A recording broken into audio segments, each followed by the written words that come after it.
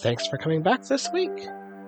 So I was looking back through some of my old art and found what was previously one of my favorite pieces.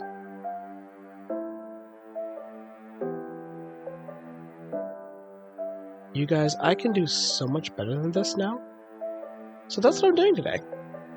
Along the way, we'll discuss my art journey over the last year, the hypothesis of blood types denoting personality traits, as well as a bit around the expanded Toa universe. So, here we go. I release a new project every week, Thursdays at 3 Pacific. I need you to like, subscribe, and ring my bell so you can see everything we've got to offer. And leave a comment. We welcome the respectful feedback and look forward to interacting with the community.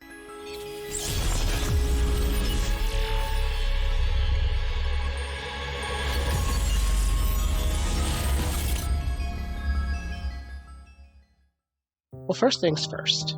I saw this great piece of art by Tio that really inspired me. So I had our Fiverr artist Mo make this rendition. Now, this was colored back in 2022, which is before I actually started posting videos on this channel. In fact, only a couple of months before. You can still go back and look at my first couple colorings even before I started doing voiceovers and really see the progress I'm making. But this one stands as a clear testament. The difference between hobbyist and professional. But who is this? Well, for now all I'll say is his name is Andrew, and he actually made an appearance in another video around November of last year. We're keeping him cryptic for now, but he's actually a very integral part of why our world works the way it does, even if he might not look like it right away. So, the original title for this piece is A Taste for Blood. At the time, we were putting together how things like astrological signs, blood types, and so on could be useful in a magic system, following some folklore involving vampires and the like. For a series that includes vampires, you know there's going to be talk of blood, and lots of it, eventually. But I'm not here to be vulgar or gross yet.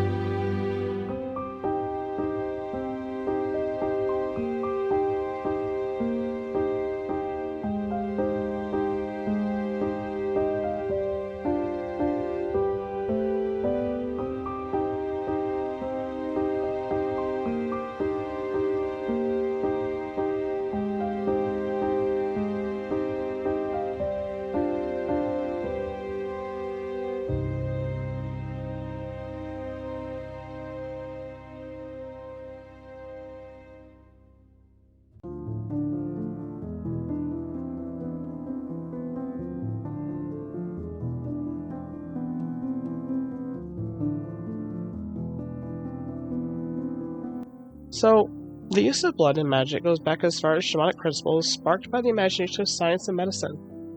And after all, Arthur C. Clarke once wrote in his 1962 book, Profiles of the Future, an inquiry of the limits of the impossible, the famous 3 laws, the third of which is best well known, but all 3 of them are as follows. 1. When a distinguished but elderly scientist states that something is possible, he almost certainly is right. When he states something is impossible, he is very probably wrong. 2. The only way of discovering the limits of the possible is to venture a little way past them, into the impossible. And 3. The most popular.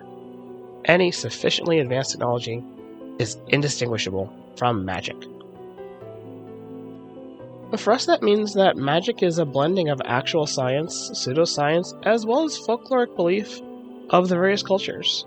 Does this mean that there are near infinite rules of magic systems in Tales of Atonement? Possibly. Though we do our best to accommodate as many different myths and beliefs as possible. It makes the research that much more exciting.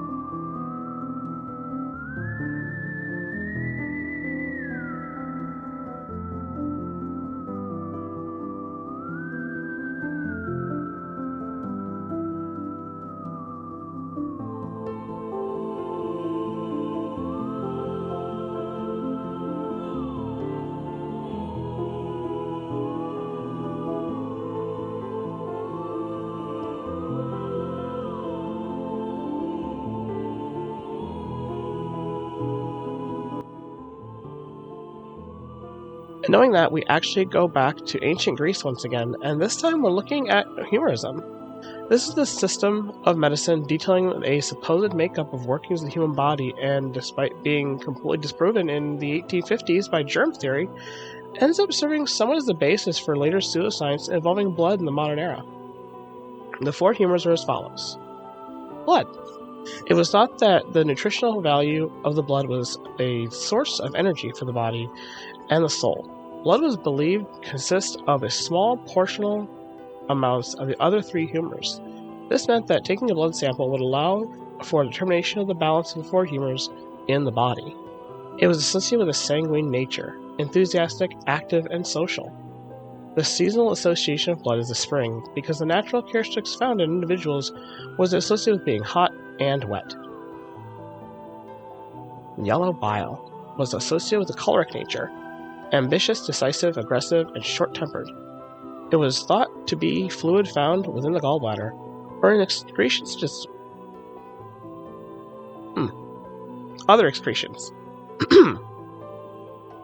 The associated qualities for yellow bile are hot and dry, with a natural association of summer and fire. It was believed that an excess of this humor in an individual would result in emotional irregularities, such as increased anger or behaving irrationally. Black bile was associated with melancholy nature. The word melancholy itself derived from the Greek for black bile. Depression was attributed to excess of unnatural black bile secreted from the spleen. Cancer was also attributed to the excess of black bile concentrated in a specific area. The seasonal association of black bile is autumn, as the cold and dry characteristics of the season reflect the nature of man. And phlegm. Phlegm was associated with phlegmatic nature, and thought to be associated with reserved behavior. The phlegm of humorism is far from the phlegm as defined today. Phlegm was a general term to describe white or color secretions, and I'll let your imagination wander as to the list of those. Phlegm was also associated with the brain, possibly due to the color and consistency of brain tissue. The French physiologist and Nobel laureate Charles Rete, when describing humorism, phlegm or pituitary secretion in 1910, asked rhetorically, this strange liquid which is the cause of tumors, of cholera, of rheumatism, and cachomia, where is it? Who will ever see it? Who has ever seen it? But what can we say of its fanciful classification of humors into four groups, of which there are absolutely imaginary? The seasonal association with phlegm is winter, due to the natural properties of being cold and wet.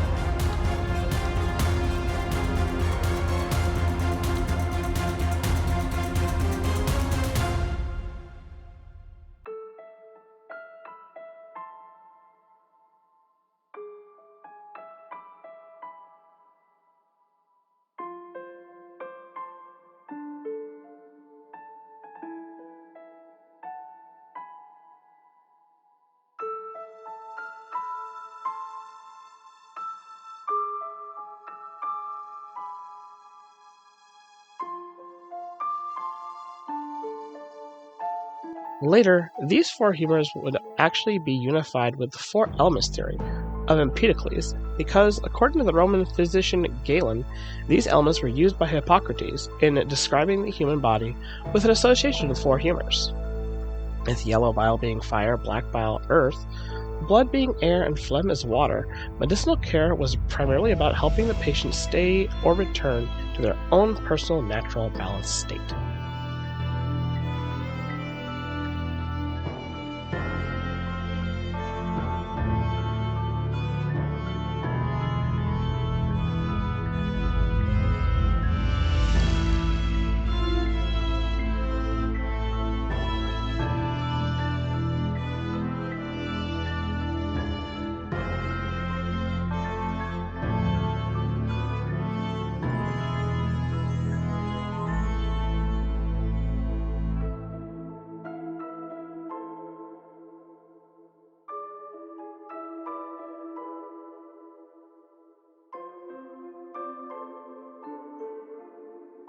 And in many ways, that's why we use elements to define how our characters act in Tales of Atonement. We did a whole project on the 7 elements and how they revolve around the children in Alden. Now, these elements have persisted for centuries, with some cultures adding others, such as Japanese, Shinto, Hinduism, and Central Africa, adding void, sky, or heaven, or aether, respectively. And now all of these gave rise to the modern chemistry, and when you talk about actual scientific elements, there's 118. But even so, there are some beliefs that try to map the periodic table with those 4 or 5 elements to some fairly interesting results. But I think it's way more complex than that, as most elements have solid, liquid, or even gaseous forms. If we want to say that was allegorical to earth, water, and air, we'd have to also assume that most chemical elements can actually bridge the gap between those elemental magics. So like how it all works with Fullmetal Alchemist. Does Wizard cast Fireball because he says Fireball? Or does his magic actually naturally draw together flammable and combustible elements around him to make a fireball? We feel like it's more like the latter.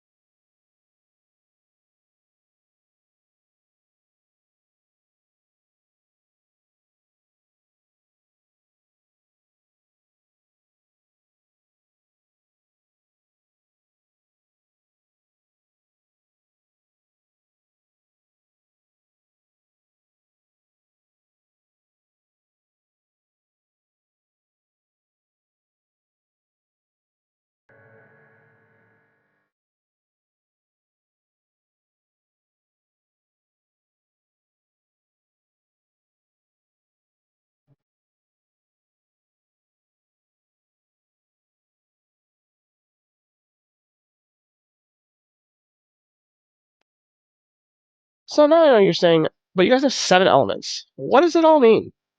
Well, Mayan, Celtic, Indian, Tibetan, Chinese, and Japanese devised a sense of additional elements to explain the natural processes and cyclical theories of nature.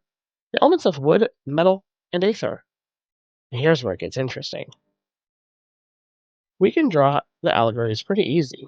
We know fire, water, earth, and air. Wood is nature, aether is the void, and then metal. Metal is spirit, like Patty, the blacksmith's apprentice. She works with metal all the time. Metal in Chinese philosophy is associated with our mental activities, such as intellect and the ability to reason, memory, thoughts, knowledge, and comprehension. In our works, it's also the element of mankind's progress and technology. So there's that 7 elements from the basic 4, and how that fits into our magic.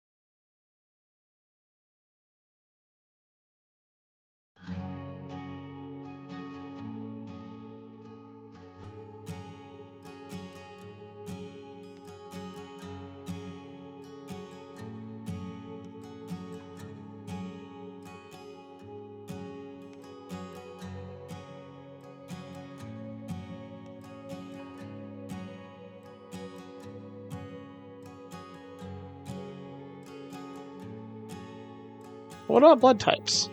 Well, first we know that there are 5 different basic types of blood, right? A, B, AB, O, and Rh null. Then there's a polarity of plus or minus. In Japan and South Korea primarily, there's a very popular belief that these have some bearing on a person's overall personality and disposition.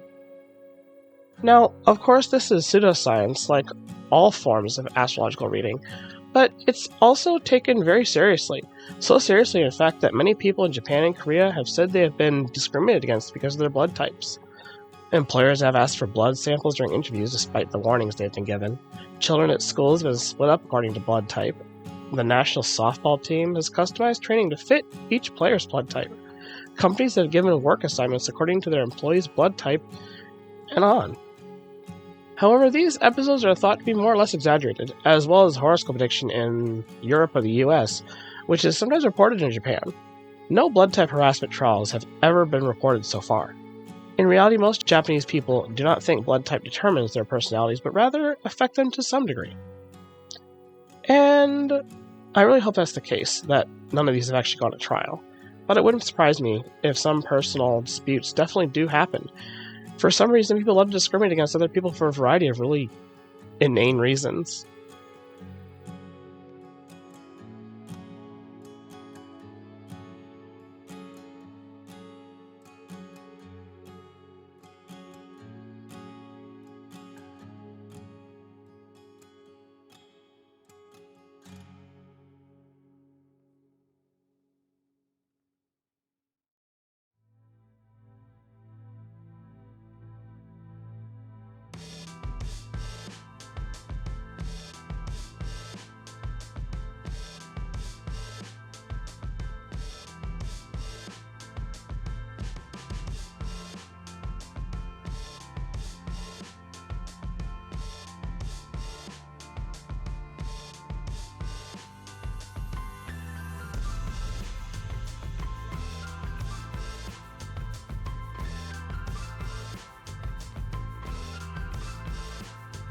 But in any case, it works well when putting into a historical fiction setting, and gives us some great ways of looking at our characters.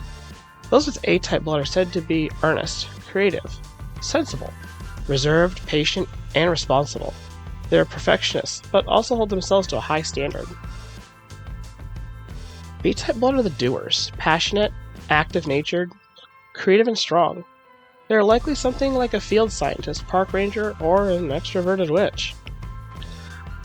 ABs are cool, controlled, rational, and adaptable.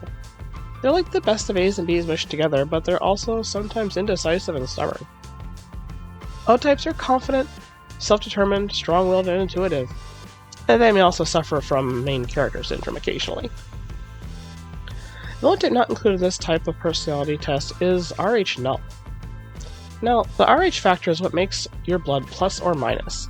It's incredibly important to know your Rh factor if you're in need of a blood transfusion, as people who are Rh negative can only receive blood from Rh negative donors, while Rh positive people can accept donations from plus or minus.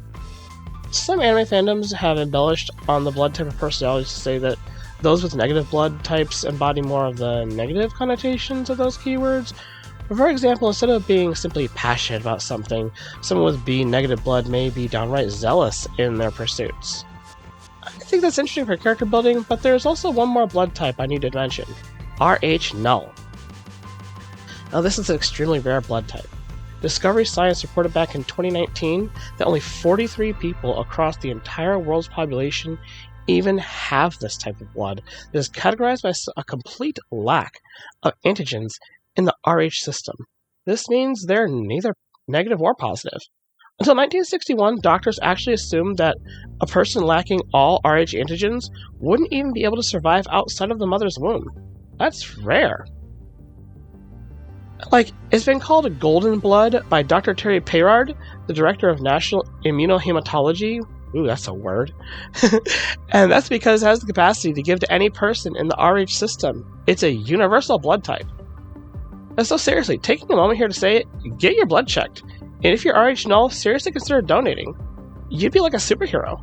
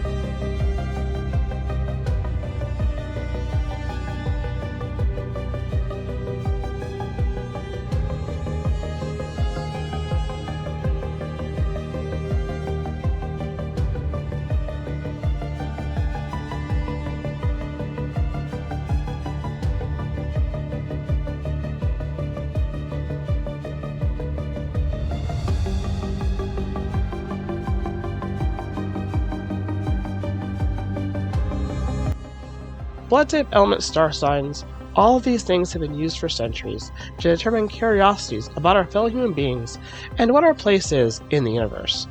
Ultimately, for us, it also determines a person's magic, how it takes shape, and what they can do with it.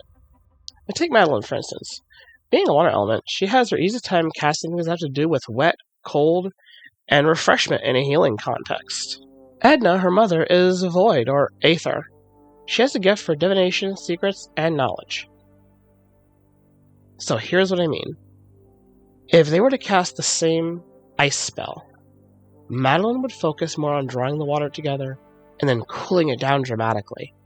Edna would introduce her cool demeanor to the air and freeze the water in place where it was. It's two different methods for the same cast. In this way, we have a magic system that ranges between hard and soft, kind of like what you see in the Dresden Files, Fullmetal Alchemist, or Avatar: The Last Airbender. Magic can do any number of things that you might or might not expect, but the main cast all have a set few things in their profiles and toolkits they can consistently rely on.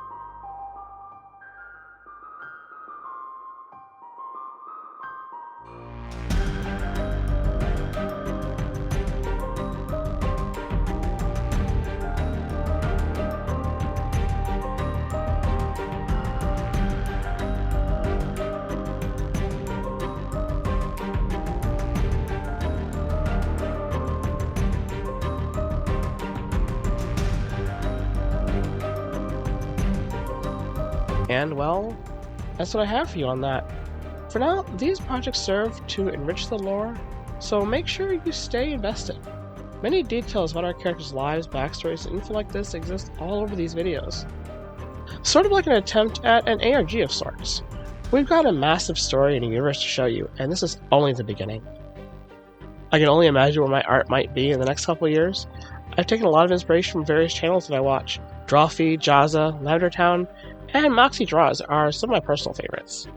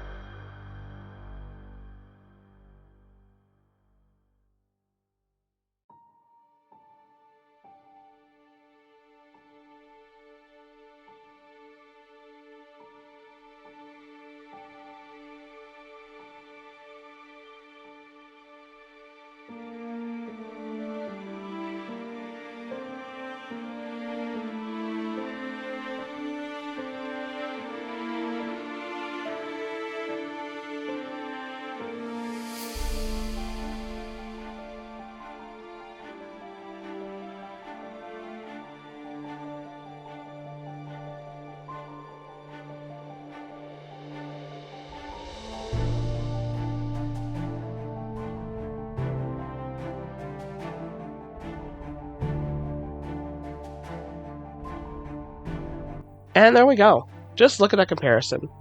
I'm super proud of my progress. I'm glad I got to share it with you today, as well as all this interesting information. So, what do you think of the way we handle our magic system? Leave a comment down below. Also like, subscribe, and ring my bell. Episode 3 is called Saturnalia, and this one ends on a cliffhanger. Look for it around late September or early October, depending on our artists. We try to be flexible with everyone we work with because we realize they're just people too. Given the recent events with WGA and SAG-AFTRA, these wealthy producers should probably start taking note. Your support helps Everyone us deserves to be greatly paid in getting these effectively projects for the and work they episodes provide. out to you faster. So please consider visiting the Patreon link included in the description and check out the tiers we have to offer. Starting at just $1 a month, those at the $10 tier can gain access to a new page of the Monomyth comic book every week. The $50 Keeper tier gets access to the raw scripts so you can read the story way ahead of time, should you prefer the sort of novel format to the story. For now, let's me give a big thanks to our current patrons: Shadow Fox, Arya Gamari, Charles Tam, Jace Marlowe, Lunder Lumen.